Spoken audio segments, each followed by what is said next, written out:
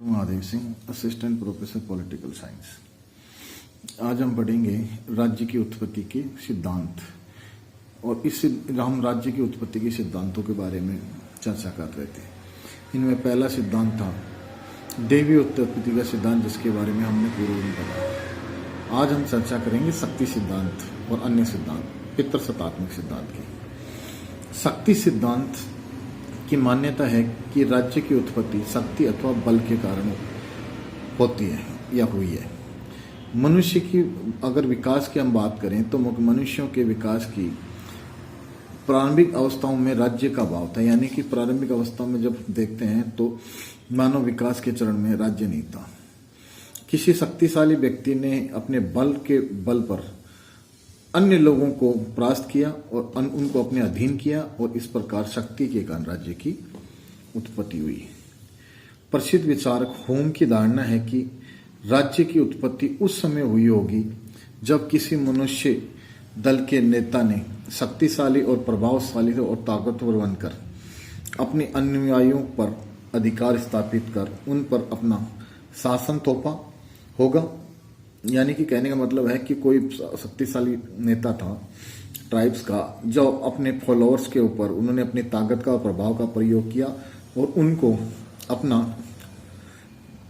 एक तरीके से शासित बनाया, गुलाम बनाया और खुद शासक बनकर उन पर अपना शासन स्थापित किया। और इसके परिणाम स्वरूप राज्य नामक की संस्था का उदय हुआ।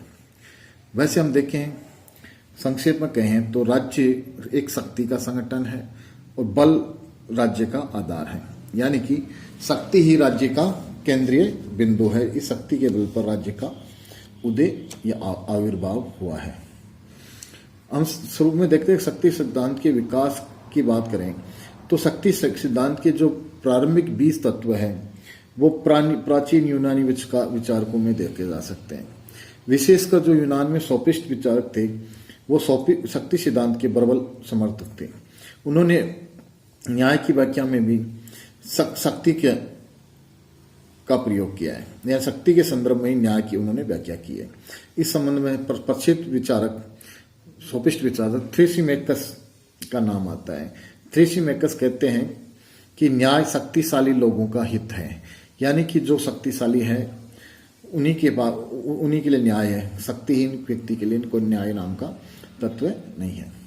इसी प्रकार कुछ ईसाई विचारक भी ये मानते थे कि शक्ति सिद्धांत ही राज्य की उत्पत्ति का आधार है।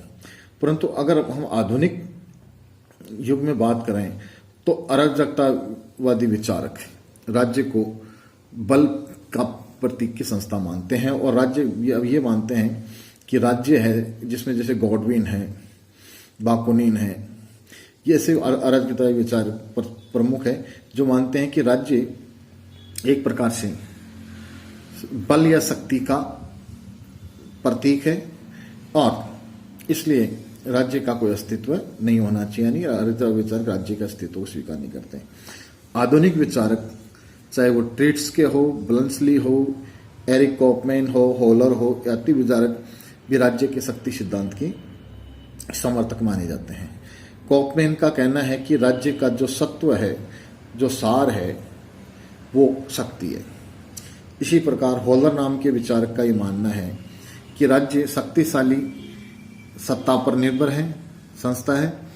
अगर सारांश में हम देखें तो हम कह सकते हैं कि बलशालियों द्वारा निर्बलों पर अधिकार स्थापित करने के फलस्वरूप राज्य की उत्पत्ति होती है। अब ये राज्य के शक्ति सिद्धांत के मूल्यांकन की बात करते हैं तो हम पाते हैं कि राज्य की उत्पत्ति में एक शक्ति ही एकमात्र कारण नहीं है। हाँ, ये मान सकते हैं, अवश्य मानना भी चाहिए, इसको अस्वीकार भी नहीं किया जा सकता कि राज्य की उत्पत्ति उसके स्वरूप में शक्ति एक महत्वपूर्ण आवश्यक तत्व अवश्य है, परंतु इसको एकमात्र कारण राज्य की उत्पत्ति का स्वीकार नहीं किया जा सकता। और अगर ऐसा माना जाता है तो एक प्रकार से ये अतिशयोक्ति होगी। राज्य कर्मिक विकास का परिणाम है। राज्य की स्थापना में मनुष्य के आपसी रक्त संबंध, धर्म, राजनीतिक चेतना आदि तत्वों ने महत्वपूर्ण निभाई है, यानी लोगों के मध्य जो ब्लड रिलेशंस है, उनके धार्मिक विश्वास है, उनके मध्य समाज और व्यवस्था को लेकर जो राजनीतिक चेतना है, ऐसे तत्व हैं, उन्होंने राज्य के कर्मिक विकास में महत्वपूर्ण योगदान दिया है। हम अब बात करें तो आदर्शवादी विचार राज्य के शक्ति सिद्धांत के प्रबल आलोचक हुए हैं, जिसमें हीगल है, कांट है, ग्रीन है। ये शक्ति सिद्धांत को नहीं मानते, अपितु ये मानते हैं कि राज्य का आधार शक्ति नहीं है, अपितु इच्छा है। ग्रीन का तो ये मानना है कि सामान्य हित की चेतना ही राज्य का आधार है। इस प्रकार हम देखते हैं कि शक्ति सिद्धांत है वो राज्य की उत्पत्ति का एक महत्वपूर्ण सिद्धांत अवश्य है, परंतु इसी को एकमात्र राज्य की उत्पत्ति का सिद्धांत ना तो स्वीकार किया जा सकता और ना स्वीकार किया जाना चाहिए, क्योंकि इस शक्ति सिद्धांत में राज्य के नैतिक पक्ष हैं, आध्यात्मिक पक्ष हैं, उनकी अवहेलना होती है। अब हम बात करेंगे पितृसत्तात्मक सिद्धांत यानी पैट्रियार्कल थ्योरी की। तो पैट्रियार्कल थ्योरी की बात करते हैं तो इस सिद्धांत में पितृसत्तात्मक सिद्धांत में के बारे में जानने से पहले हम जानते हैं पितृसत्तात्मक व्यवस्था क्या होती है। पितृसत्तात्मक व्यवस्था होती है कि परिवार का मुख्य, परिवार का जो सबसे बुजुर्ग व्यक्ति होता है वो होता है, और बुजुर्ग पुरुष व्यक्ति होता है वो होता है, उसी के आदेशों के अनुसार परिवार में की व्यवस्था चलती है। इस सिद्धांत का मानना है कि राज्य का कर्मिक विकास होता है। कर्मिक विकास में सर्वप्रथम जो चरण है वो कुटुंब है, यानी कुटुंब का से ही राज्य का प्रारंभ होता है। प्रारंभ में समाज का स्वरूप पितृसत्तात्मकता, परिवार का जो कुल पिता होता है वही परिवार का सर्वोच्च स्वामी होता था, वही परिवार का शासक होता था, और उसकी सत्ता परिवार पर संपूर्ण थी यानी पूर्ण थी। वही परिवार का शासक था, कुल पिता ही परिवार का राजा था। परिवार से पितृसत्तात्मक समाज का निर्माण हुआ। पितृसत्तात्मक समाज से एक ही नस्ल के व्यक्तियों की जाति का उदय और जातियों से राष्ट्र या राज्य का उदय हुआ। पितृसत्तात्मक सिद्धांत की बात करते हैं तो इस सिद्धांत के बारे में सबसे ज्यादा जो अध्ययन या किया गया वह है मानव शास्त्रियों और समाजशास्त्रियों का, यानी पितृसत्तात्मक समाज सिद्धांत एक प्रकार से एंथ्रोपोलॉजिस्ट और सोशियोलॉजिस्ट की देन है। इन एंथ्रोपोलॉजिस्ट और सोशियोलॉजिस्ट का ये मानना है कि परिवार का जो प्रारंभ बिंदु है किसी भी राज्य, उनका मानना है कि राज्य एक मानवीय संस्था है और एक साथ साथ विकसित संस्था भी है, जिसका प्रारंभिक बिंदु परिवार है, और परिवार के माध्यम से ही ये राज्य, परिवार एक लघु इकाई है तो उसका विरत रूप राज्य है। इस संदर्भ में सर हेनरी मैन का नाम आता है।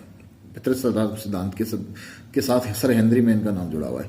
हेनरी मैन ने पितृसत्तात्मक सिद्धांत का प्रतिपादन किया था। उनके अनुसार परिवार एक ऐसा प्रारंभिक समूह होता है जो सबसे बड़े पुरुष पूर्वज की सामान्य अधीनता के कारण संगठित रहता है, यानी कि जो परिवार है उसके अंदर परिवार का जो बुजुर्ग पुरुष है वो सर्वोच्च शासक होता है, सर्वोच्च, और उसी की सब अधीनता स्वीकार करते हैं। उसके आदेशों के अनुसार उसके परिवार एक संगठित व्यवस्था में चलता है। परिवार से कुलों का निर्माण होता है, कुलों से जातियों का निर्माण होता है, जातियों के योग से राज्य का निर्माण होता है, यानी कि परिवार के बाद में कुल आते हैं, कुल से जाति या जाति से राज्य का निर्माण होता है, यानी ये एक प्रकार से ये कर्मिक रूप से ही राज्य का रूप उभर कर सामने आया है। अब इस सिद्धांत के बारे में हम सार रूप में करें, इसका मूल्यांकन करें तो हम इस सिद्धांत के बारे में इतना ही कह सकते हैं, कहा जा सकता है कि ये राज्य की उत्पत्ति का सिद्धांत नहीं है, अपितु ये एक प्रकार से अनुमान मात्र है कि पितृसत्तात्मक सिद्धांत को हम सामाजिक समझौते के सिद्धांत, दैवीय उत्पत्ति के सिद्धांत, शक्ति सिद्धांत की तरह एक प्रकार से सिद्धांत तो नहीं मान सकते, परंतु इसको एक अनुमान अवश्य कहा जा सकता है। इस संदर्भ में प्रोफेसर गिलक्राइस्ट की जो टिप्पणी है, जो विचार है, वो महत्वपूर्ण है कि राज्य की उत्पत्ति के संबंध में पितृसत्तात्मक सिद्धांत एक अत्यंत ही सरल व्याख्या है और ये इसकी अत्यधिक सरलता ही इसकी सबसे दुर्बलता है। यानी जिस सरल तरीके से उन्होंने बताया है कि राज्य की उत्पत्ति हुई है कर्मिक रूप से, परिवार से लेकर कुल जातियों के चरण से गुजरते राज्य उदय हुआ, एक बहुत ही सामान्य और सरल वाक्य है। इसका कोई साइंटिफिक वैज्ञानिक आधार नहीं है, इसलिए इस सिद्धांत को कि यह सबसे बड़ी कमजोरी है।